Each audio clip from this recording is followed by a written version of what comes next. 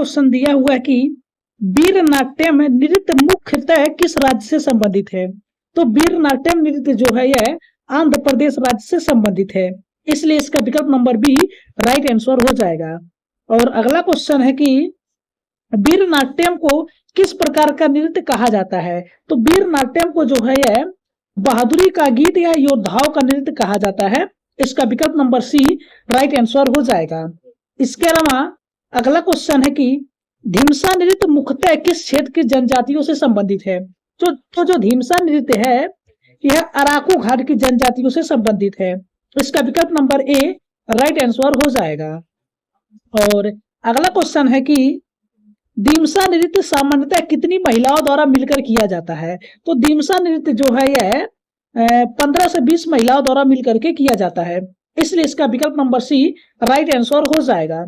और अगला क्वेश्चन है कि कोल्ला अट्टम किस प्रकार का नृत्य है। तो जो ये कोल्ला अट्टम है, ये कोल्ला अट्टम जो है यह डंडा नृत्य है, इसका विकल्प नंबर बी राइट आंसर हो जाएगा। तो दोस्तों अगर आप भी किसी भी कॉम्पिटिटिव एग्जाम की तैयारी कर रहे हैं तो इस वीडियो को लाइक जरूर करें और वीडियो को पूरा जरूर देखें। अगला क्वेश्चन है कि कुचिपुड़ी नृत्य नाट्य की रचना किसने की थी। तो कुचिपुड़ी नृत्य नाटक की रचना जो है यह सिद्धेंद्र योगी ने किया था, इसका विकल्प नंबर बी जो है राइट आंसर हो जाएगा। इसके अलावा अगला क्वेश्चन है कि बोनालू किस देवी के सम्मान में मनाया जाता है। तो जो बोनालू है यह जो है महाकाली देवी की सम्मान में मनाया जाता है, इसका विकल्प नंबर सी जो है राइट आंसर हो जाएगा। और अगला है कि बुद्धा बोमालू नृत्य की प्रमुख विशेषता क्या है। तो बुद्धा बोमालू नृत्य की प्रमुख विशेषता जो है यह है कि मुखौटों का प्रयोग इसमें किया जाता है, इसका विकल्प नंबर बी राइट आंसर हो जाएगा। इसके अलावा अगला क्वेश्चन है 9 नंबर क्वेश्चन की लंबाड़ी नृत्य किस जनजाति से संबंधित है। तो जो लंबाड़ी नृत्य है यह बंजारा जनजाति से संबंधित है, इसका विकल्प नंबर ए राइट आंसर हो जाएगा। और इसी तरह अगला क्वेश्चन है कि निम्नलिखित में से कौन सा नृत्य आंध्र प्रदेश से संबंधित है। तो आंध्र प्रदेश से संबंधित नृत्य जो है यह कुचिपुड़ी है, इसका विकल्प नंबर ए राइट आंसर हो जाएगा। इसके अलावा अगला क्वेश्चन क्या है, कह रहा है कि अजिलंबू नृत्य किस जनजाति से संबंधित है। तो अजिलंबू नृत्य जो है यह मोनपा जनजाति से संबंधित है, इसका विकल्प नंबर बी जो है राइट आंसर हो जाएगा। इसके अलावा अगला क्वेश्चन क्या है, कह रहा है कि पोनुंग नृत्य किस जनजाति से संबंधित है। तो जो पोनुंग नृत्य है यह आदि जनजाति से संबंधित है, इसका विकल्प नंबर ए राइट आंसर हो जाएगा। और अगला क्वेश्चन है कि मोपिन उत्सव या नृत्य मुख्यतः किस जनजाति से संबंधित है। तो मोपिन उत्सव या नृत्य जो है यह गालो जनजाति से संबंधित है, इसका विकल्प नंबर ए राइट आंसर हो जाएगा। और अगला क्वेश्चन है कि शेर और मोर नृत्य किस जनजाति से संबंधित है। तो शेर और मोर नृत्य जो है यह मोनपा जनजाति से संबंधित है, इसका विकल्प नंबर बी जो है राइट आंसर हो जाएगा। इसके अलावा अगला क्वेश्चन क्या कह रहा है, कह रहा है कि अली आई लिंगांग नृत्य किस जनजाति द्वारा किया जाता है। तो अली आई लिंगांग जनजाति जो नृत्य जो है यह किस जनजाति द्वारा किया जाता है। तो यह जो मीजिंग जनजाति द्वारा किया जाता है, इसका विकल्प नंबर ए राइट आंसर हो जाएगा। और अगला क्वेश्चन है कि अली आई लिंगांग उत्सव सामान्यतः किस अवधि में मनाया जाता है।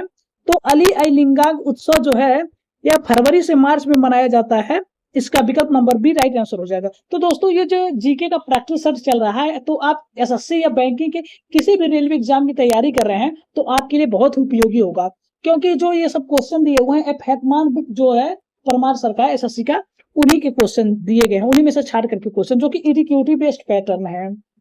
और अगला क्वेश्चन क्या है, कह रहा है कि बागुरुम्बा नृत्य किस जनजाति से संबंधित है। तो बागुरुम्बा नृत्य जो है यह बोडो जनजाति से संबंधित है, इसका विकल्प नंबर ए राइट आंसर हो जाएगा। अगला क्वेश्चन है कि बिहू के निम्नलिखित में से कौन सा प्रकार अक्टूबर के आसपास मनाया जाता है। तो बिहू के निम्नलिखित में से कौन सा प्रकार अक्टूबर के आसपास मनाया जाता है। तो यह जो है कातिया कोंडली बिहू मनाया जाता है, इसका विकल्प नंबर सी जो है राइट आंसर हो जाएगा। और अगला क्वेश्चन है कि देवदानी नृत्य किस देवी को श्रद्धांजलि देने के लिए किया जाता है। तो देवदानी नृत्य जो है यह मनसा देवी को श्रद्धांजलि देने के लिए मनाया जाता है। इसका विकल्प नंबर ए राइट आंसर हो जाएगा। और 20 नंबर क्वेश्चन क्या है? 20 नंबर क्वेश्चन क्या है कि ओजापाली किस प्रकार का पारंपरिक लोक नृत्य है? तो ओजापाली जो है यह अर्धनाटकीय नृत्य है, लोक नृत्य है। इसका विकल्प नंबर ए राइट आंसर हो जाएगा। और अगला क्वेश्चन क्या है? कह रहा है कि जाट जाटिन नृत्य मुख्यतः किस क्षेत्र से संबंधित है? तो जाट जाटिन नृत्य जो है यह मिथिला क्षेत्र से संबंधित है। इसका विकल्प नंबर ए राइट आंसर हो जाएगा। और अगला क्वेश्चन है कि जाट जाटिन नृत्य किस विषय को प्रदर्शित करता है? तो जाट जाटिन नृत्य जो है यह जाट और जाटिन की दुखद प्रेम कथा को प्रदर्शित करता है। इसका विकल्प नंबर बी राइट आंसर हो जाएगा। और अगला क्वेश्चन है कि पंथी नृत्य किस समुदाय से संबंधित है? तो जो पंथी नृत्य है यह सतनामी समुदाय से संबंधित है। इसका विकल्प नंबर ए राइट आंसर हो जाएगा। और अगला क्वेश्चन है कि पंडवानी किससे संबंधित लोक कला है? तो पंडवानी जो है यह लोक गायन शैली से संबंधित लोक कला है। इसका विकल्प नंबर बी राइट आंसर हो जाएगा। और अगला क्वेश्चन क्या कह रहा है कि बाइसन हार्न मारिया नृत्य में पुरुष सामान्यतः क्या पहनते हैं? तो इसमें जो है पुरुष सामान्यतः जो है सींग पहनते हैं। इसका विकल्प नंबर सी राइट आंसर हो जाएगा। इसके अलावा अगला पॉलिटी का क्वेश्चन है कि भारतीय संविधान के अनुच्छेद 1 के अनुसार भारत क्या है? तो अनुच्छेद 1 के अनुसार जो भारत है यह राज्यों का संघ होता है। इसका विकल्प नंबर बी राइट आंसर हो जाएगा। और अगला क्वेश्चन है कि नए राज्यों के अनुच्छेद 2 किससे संबंधित है? तो अनुच्छेद 2 जो है यह नए राज्यों के प्रवेशों व स्थापनों से संबंधित है। इसका विकल्प नंबर बी राइट आंसर हो जाएगा। और अगला क्वेश्चन क्या है? कह रहे कि अनुच्छेद 3 के अंतर्गत संसद निम्न में से क्या कर सकती है? तो संसद जो है यह किसी राज्य का क्षेत्र बढ़ा सकती है। इसका विकल्प नंबर ए राइट आंसर हो जाएगा। और अगला क्वेश्चन है कि अनुच्छेद 3 के अंतर्गत राज्य की सीमा या नाम में परिवर्तन संबंधी विधेयक किसकी पूर्व सिफारिश पर संसद में प्रस्तुत की जाती है? तो यह जो है राष्ट्रपति की सिफारिश पर संसद में प्रस्तुत की जाती है। इसका विकल्प नंबर बी जो है राइट आंसर हो जाएगा। और अगला क्वेश्चन क्या है? कह रहा है कि अगला क्वेश्चन कह रहा है कि अनुच्छेद 2 या 3 के अंतर्गत बनाया गया कानून पहली या चौथी अनुसूची में परिवर्तन करने पर भी किस अनुच्छेद के अंतर्गत संवैधानिक संशोधन नहीं माना जाता है?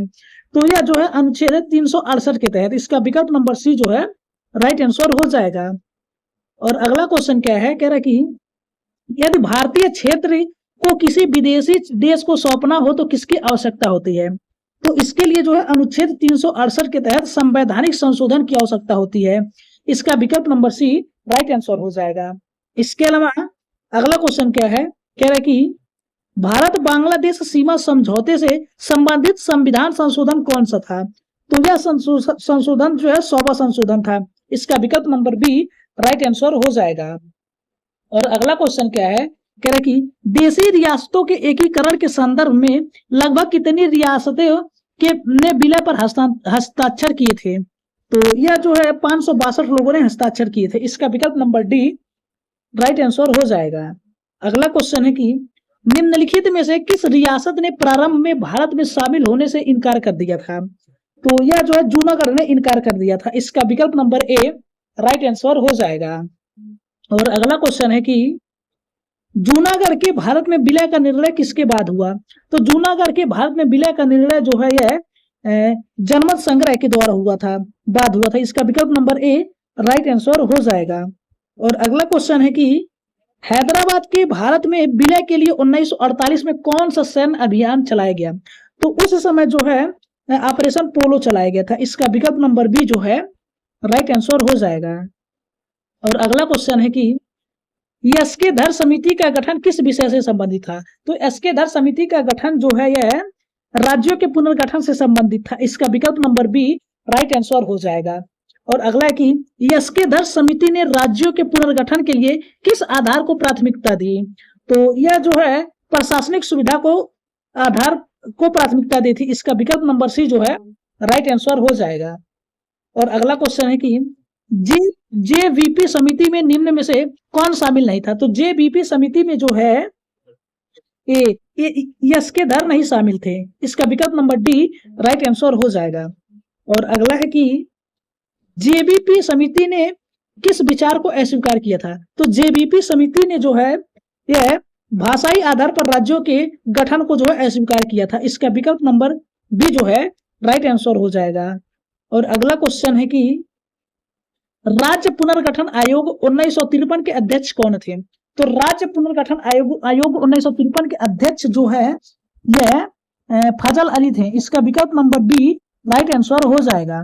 और अगला है कि राज्य पुनर्गठन आयोग के सदस्य के.एम. परिक्कर और एच.एन. कुंजरू के साथ तीसरे सदस्य कौन थे? तो जो है फजल अली थे। इसका विकल्प नंबर ए राइट आंसर हो जाएगा। और अगला क्वेश्चन 43 नंबर क्वेश्चन है कि राज्य पुनर्गठन अधिनियम किस वर्ष पारित किया गया? तो राज्य पुनर्गठन अधिनियम जो है यह 1956 में पारित किया गया था। इसका विकल्प नंबर सी राइट आंसर हो जाएगा। इसके अलावा अगला क्वेश्चन है कि राज्य पुनर्गठन अधिनियम 1956 के बाद भारत में कितने राज्य और केंद्र शासित प्रदेश बनाए गए? तो यह जो है 14 राज्य और 6 केंद्र शासित प्रदेश बनाए गए। इसका विकल्प नंबर ए राइट आंसर हो जाएगा। और अगला क्वेश्चन है कि भाषाई आधार पर बनने वाला भारत का पहला राज्य कौन सा था? तो भाषाई आधार पर बनने वाला भारत का पहला राज्य जो है यह आंध्र प्रदेश था। इसका विकल्प नंबर बी राइट आंसर हो जाएगा।